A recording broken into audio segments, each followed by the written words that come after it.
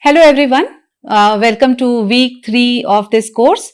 The title of this week is Understand How to Design Effective Formative Assessments. Like week 1 and week 2, even this week has 5 units. So let us see what all is there as part of these 5 unit discussions.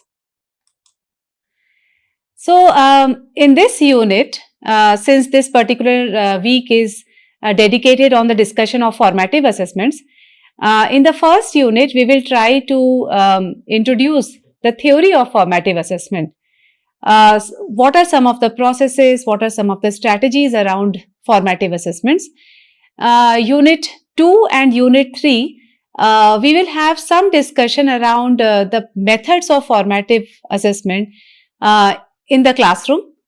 Then in Unit 4, we will try to discuss about formative assessment strategies during the lab sessions. While in the last unit, we will try to discuss specific formative assessment methods that can be used during projects. Alright, so let us begin with the Unit 1 discussion. So by the end of this unit, you will be able to explain the process of doing formative assessment and also describe the 5 strategies for formative assessments. Let us first try to understand the meaning of formative assessment. What does it mean? So if we want to understand based on the discussions that we have done in Unit 1, where is formative assessment? So we have discussed the 4 purposes of assessment: assessment to support teaching and learning, assessment for certification, assessment for selection, and assessment for accountability. So the assessment to support teaching and learning happens inside the classroom. It can be of 3 types, or it can be conducted using 3 approaches of assessment, which is assessment for learning, assessment as learning, and assessment of learning. So formative assessment comprises of both assessment for learning and assessment as learning. So in this week, we will have a dedicated discussion on formative assessment, which comprises of both these approaches, for and as learning. So let us try to understand that how the formative assessment is defined in a more theoretical manner. So the definition which I am going to introduce is proposed by Black and William. So it says that any assessment is formative when evidence is gathered about student achievement or understanding. So we are basically gathering a few evidences based on which we can say that this is the extent to which student has attained the course outcome.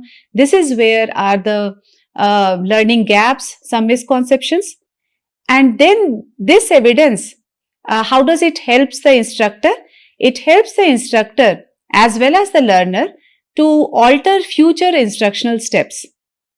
So all these evidences that are collected by the instructor, these are actually used by both instructors as well as the students.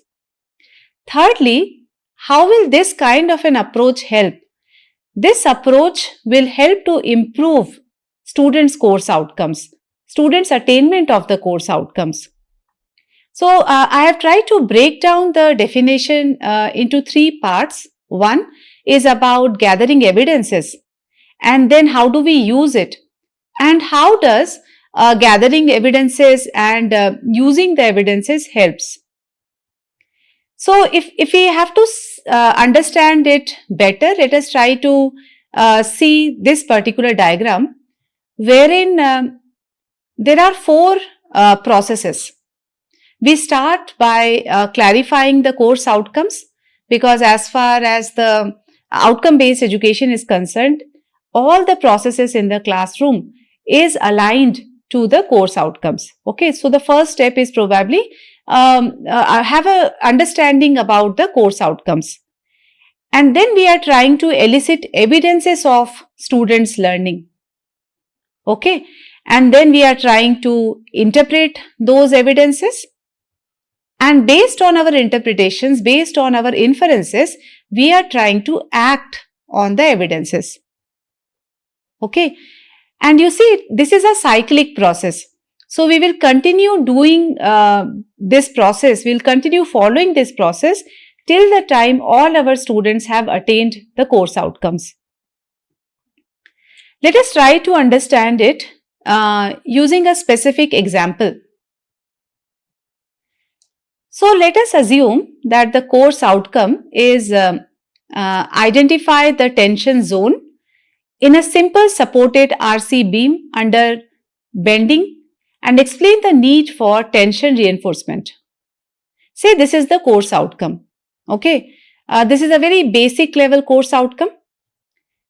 Now, how is a teacher eliciting evidence? So probably faculty asks a quick question. So there can be various ways of eliciting evidence. It can be through questioning, it can be through discussions, it can be through concept map, it can be through observation, quizzes, exit slips. There can be various ways of gathering evidences. So in this case, say faculty is asking a question. If a simple supported beam carries a uniformly distributed load, where is the tension zone? Top or bottom, and why? So to this question, students write a 1 to 2 sentence answer on a slip of paper and then they hand it over to the teacher. So this gives the teacher immediate feedback of who understands the basic bending behavior. So through questioning, the faculty is trying to elicit evidence of students' learning. And when the evidence is gathered, the next step is to interpret the evidence. So there are certain patterns that were observed. So most of the students, they said that tension is at the bottom because the beam sags. Some students says tension is on top, and definitely this is a misconception. And there were a few students who said that they were not sure. Okay, now that the evidences are gathered, the evidences are interpreted, the next step is to act on those evidence. So what does the teacher do? So basically, the teacher tries to address the misconception immediately. So probably by drawing a simple sagging beam diagram on the board and shows compression on top and tension at the bottom. Or also giving a real life example can also help in this situation. For example, the teacher might say, if you stand in the middle of a plank, it bends like this. See how the bottom stretches? Now the teacher asks again, now where will you place the reinforcing bars? And students probably now answers correctly. Right? So probably this is approach which we have been doing in our classrooms, but I am trying to link it with some kind of a process that Black and William have introduced, the 4-stage process. And this kind of a process should happen for each and every concept that is being discussed. Such an approach will benefit both instructors as well as students. So for the instructors, probably it will help recognize students' strengths and knowledge or the gaps to determine the level of scaffolding required. So in the example that we have discussed, the teacher is exactly aware that what kind of scaffold is required. So probably by drawing a diagram on the board or giving a real life example, these were the kinds of scaffolds that were used by the teacher. And based on this, you would have observed that in the last example, teacher was adapting the instruction and also reflecting on the instructional practices, that probably the kind of pedagogy that we are using, probably it is working, not working. So we are also gathering evidences of the efficacy of our pedagogy. Thirdly, it allows for opportunities to give feedback and also guide learning. So the key word for formative assessment is feedback. Also, this kind of approach is beneficial for the students. How? It determines the level of understanding. Sometimes it also gives some cues that where are the areas of review? Where should I improve? Right? And it also allows for opportunities to receive feedback and guidance. So such kind of a process where we are trying to elicit evidence, we are trying to interpret those evidences, and then we are also trying to act on those evidences. Such kind of a process is beneficial for both teachers as well as students. So there has been extensive research in the domain of formative assessment, and Paul Black and Dylan William, they have done extensive work in this area, and they have published several research papers in the domain of formative assessments. So in their work of 1998, they have published a paper titled Inside the Black Box, Raising Standards Through Classroom Assessment. So in this paper, they have argued that formative assessment could be one of the key determining factors in raising the learning standards. And what is the basis of this argument? So they have basically gathered evidence through a meta-analysis of more than 250 research studies from across the world. And in all these research studies, it is been emphasized that formative assessment is a powerful tool for improving students' learning standards. So what is being stated in this paper? So in this paper, a classroom is treated as a black box. Why? Because there is an assumption that we put something inside and we get some outcomes. And what are those inputs? So inputs can be students with diverse abilities and background, the instructors with their own teaching styles, the course outcomes, basically that define what a learner will be able to do or know at the end of the course, the curriculum, so basically that structures the learning pathway, textbooks, learning materials, parental expectations, management rules and requirements, and there can be other resources such as the labs, technology, the teaching aids. So all of these are going as an input to the classroom, and then we are also expecting certain outputs. So what comes out of this classroom? Students who are more knowledgeable and competent, better performance in tests and assessments, and instructors who are reasonably satisfied with their teaching learning process. Right? So in this setup, what is the role of formative assessment? So formative assessment is the tool that helps us look inside this black box. It tells us whether learning is happening and what kind of adjustments are needed. So what is happening inside this black box, inside this classroom? So the basic argument that Black and William puts forth is that teaching learning needs to be interactive in nature. So which means it is not a one-way communication between the instructor and the teacher.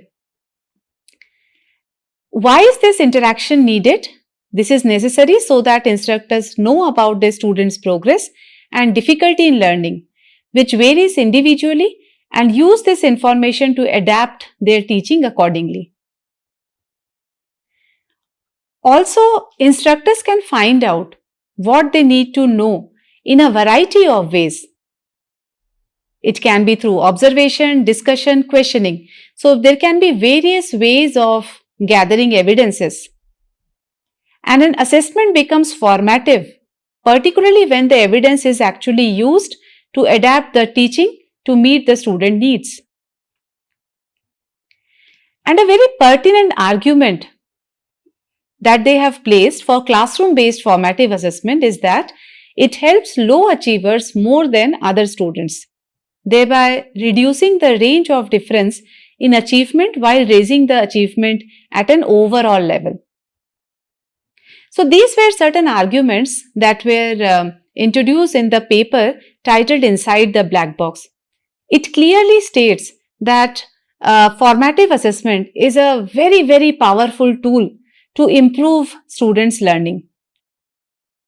Now that we understand the meaning of formative assessments in a more theoretical manner, let us try to see that what are some of the misconceptions around formative assessments in our country. So, one of the core kind of a misconception is that formative assessment is same as continuous internal evaluation, while summative assessments are semester end examination. So, this is a myth. Why? Because the fundamental aspect, the fundamental premise of formative assessment is to provide feedback and not to grade students.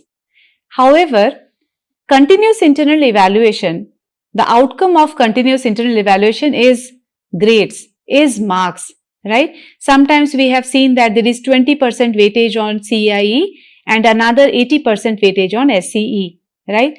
In some other institutes, probably the ratio of CIE and SCE is 30% and 70% respectively, right? Now, in each of these scenarios, whatever be the percentage, whatever be the weightage, in each of these scenarios, we are grading, we are giving some marks based on students' performance of CIE, right? However, formative assessments, the objective of formative assessment is not to grade or provide marks. It is to help students learn better, which means probably this kind of a conception is wrong, is incorrect. The second misconception is formative assessments are internal assessments, while summative assessments are external assessment. Again, any assessment which is conducted by a teacher-centric assessments are often considered as formative assessment. So, in most of the institutes, we have seen that CIE is designed by the teacher. So, this is an internal assessment and therefore probably it is formative. However, again there is a misconception here. Again, we are trying to associate formative assessment with certain kind of an assessment which is being graded. Okay, we are probably not eliciting any evidence. We are probably not interpreting anything, or we are not acting on any evidence, right? Summative assessment always happens at the end. It gives an opportunity to the students to synthesize their learning. Okay, so the purpose of summative assessment is very different than the formative assessment, and probably it is incorrect to associate internal assessments with formative assessment. The third is formative assessments must be formal and documented. All formative assessment happens in a very, very informal manner. Okay, students are never given any kind of an announcement that formative assessments are going to be conducted. So, when I am asking a question to the student while I am teaching, okay, so these kind of questions are not very formal. These kinds of questions are very spontaneous, right? So, this cannot be formal and this cannot be documented. Okay, this all comes based on teachers' content knowledge, teachers' pedagogic content knowledge, how well a teacher understands the nature of the subject, commonly occurring students' misconception, right? So, all of it cannot be formalized. All of this is informal in nature. Fourth, students do not take formative assessment seriously. Again, this is a misconception. If you are able to design good quality and interesting formative assessment, if you are able to ask questions that triggers thinking, students will not hesitate to respond. If you are able to plan some structured discussion, students will not hesitate to participate in those discussion.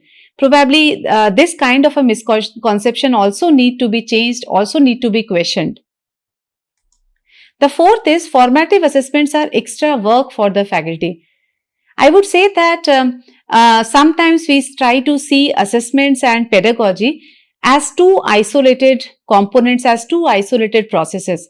In fact, if we are able to try interlinking and assessment, that both these aspects go hand in hand, then probably it will not appear as like any extra work. Because while I'm teaching, I'm also doing assessment, right? So assessment is very much part of the pedagogy. The fourth, so the last one is formative assessments are optional if summative assessment exists. Okay, formative assessments cannot be optional. If we want all our students to attain the course outcomes, formative assessments cannot be optional, because if we are not making course corrections, if we are not providing early feedback to the students, probably students will get lots of surprises during their end term examination, right? So formative assessments cannot be optional. It has to be very much part of the teaching learning process. Okay, now that we understand the meaning of formative assessment in a more theoretical manner, we also understand some of the misconceptions around formative assessment. Let us try to see that how can formative assessments be conducted in the classroom through various strategies. So what is the theory of formative assessment? So let us try to see the theory of formative assessment. So in the theory of formative assessment, there are essentially two components. One, the agents of teaching and learning, and the second is the cycle of teaching and learning. So since formative assessment is happening inside the classroom, and inside the classroom we have instructors, we have students, and we also have the peer group, right? And as far as the cycle of teaching learning process is concerned, probably we try to follow a cyclic process. Okay, we start with the question where the student is going, right? So we basically try to see that as far as the course outcome is concerned, if the student is moving towards the right direction or not through the attainment of course outcomes, right? The second question is where the student is right now, right? So we are constantly conducting assessments, we are constantly assessing the students, okay, to understand that what is the status of student with respect to the desired course outcomes. And the last question is, which is more pedagogical in nature, that is how to get there, right? How am I acting on those evidences? What kind of pedagogical strategies am I using to help my students learn better? Right? So with this understanding, let us try to merge these two, the agents of teaching and learning and the cycle of teaching and learning, and then try to develop the theory of formative assessment. Now coming to the theory of formative assessment, let us try to merge the cycle of teaching and learning and the agents of teaching and learning. So all the agents of teaching learning are there in the first column, while the cycle of teaching learning are there in the second, third and fourth column respectively. The first component, the first aspect, the first strategy in this theory of formative assessment is the aspect of course outcome, right? Because be it pedagogy, be it assessment, the starting point is course outcome. Okay. Now what is happening here? The instructor is trying to clarify the course outcomes to the students. The peer is trying to understand the course outcomes and also trying to make an attempt to share the course outcomes to the peer group, okay, if they need any support. Thirdly, students are trying to understand the course outcomes. So all the agents of teaching learning process, they all are trying to have a shared understanding of the course outcomes. Okay, so that is the first strategy, and this is very, very essential strategy as far as formative assessment is concerned. Okay, so the course outcomes are not only for the instructor, even the students, the peers should have a good understanding of the course outcomes. Then only they will be able to self-assess themselves, then only they will be able to understand that how well they are doing as compared to the course outcomes. So let us take one example of the course outcome, say interprets data from tables, graphs and summary statistics. Okay, so let us assume that this is the course outcome and we will refer the same course outcome for other 4 strategies as well. Okay, now coming to the second strategy. Okay, now in this, the second strategy is for the instructor. Okay, and what is the instructor doing? Instructor is trying to understand where the student is right now. How? By engineering effective classroom discussion and other learning tasks that elicit evidence of students' understanding. Okay, so some kind of a dedicated effort is being made to understand, to elicit evidence of students' learning. Okay, let us take one example for the related course outcome that we have just seen. Okay, say for the course outcome, how is the teacher eliciting evidence? Probably by asking a question. Okay, and probably this question is pitched as a whole class discussion. Okay, so the question is, which group performs better? Which is more consistent? Justify your reasoning. So there are two groups. Okay, two mean scores are given and the standard deviation is given. And the teacher is asking a question. So the faculty listens to answers, okay, and then tries to identify that which are the students who are focusing only on mean, or which are the students who understands the role of variability, okay, and are there any students who are actually misinterpreting standard deviation as error or uncertainty, okay. So these kind of views, this kind of misconceptions are being gauged by the student through this question.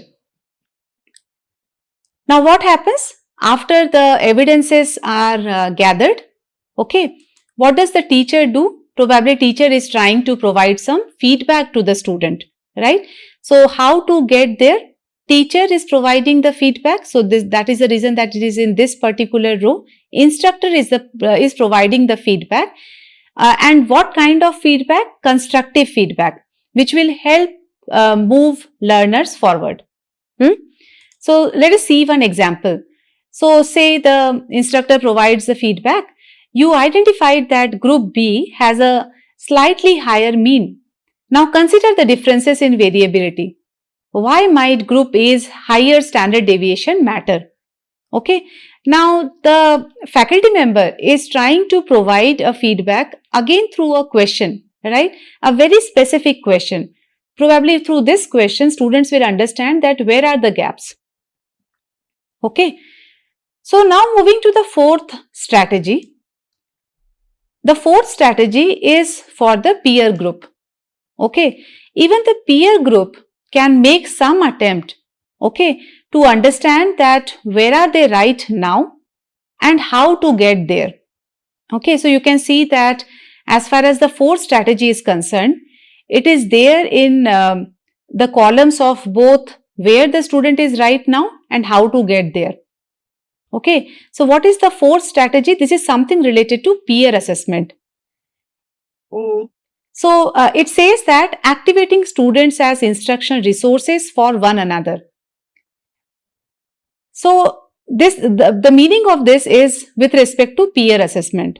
Now for the same course outcome, the teacher can actually pair up the students and exchange their graph interpretations. And teacher can also say that identify one strength in your partner's interpretation and ask a clarifying question, and then suggest one improvement. Now in this case, the instructor is only facilitating the process of peer assessment. Okay, so instructor is facilitating something to understand where the student is right now, and when the peer group is trying to suggest one improvement, probably this is something more focused as far as pedagogy is concerned, how to get there, right? Coming to the fifth strategy, okay, the fifth strategy is related to how do we activate students as the owners of their own learning. So this is related to self-assessment of the student. And as we understand that formative assessment can be either for learning or as learning. As learning is something which is conducted by the students. The instructor can always facilitate such assessment, but it is conducted by the students. So say for this particular example, the instructor might provide a checklist to the students.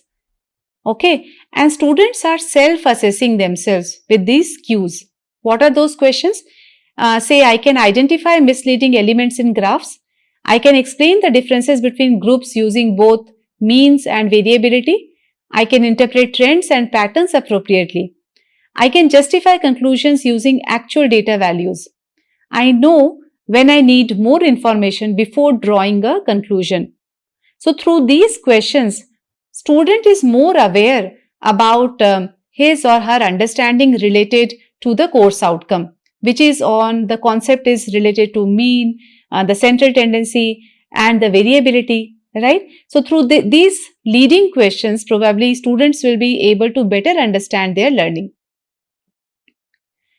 So to summarize, as far as the theory of formative assessment is concerned, we have tried to see that who are the agents inside the classroom, agents of the teaching learning process, instructor, peer and the student, and what is the cycle of the teaching learning process, which says where the student is going. So we start from there, then we try to answer where the student is right now and how to get there.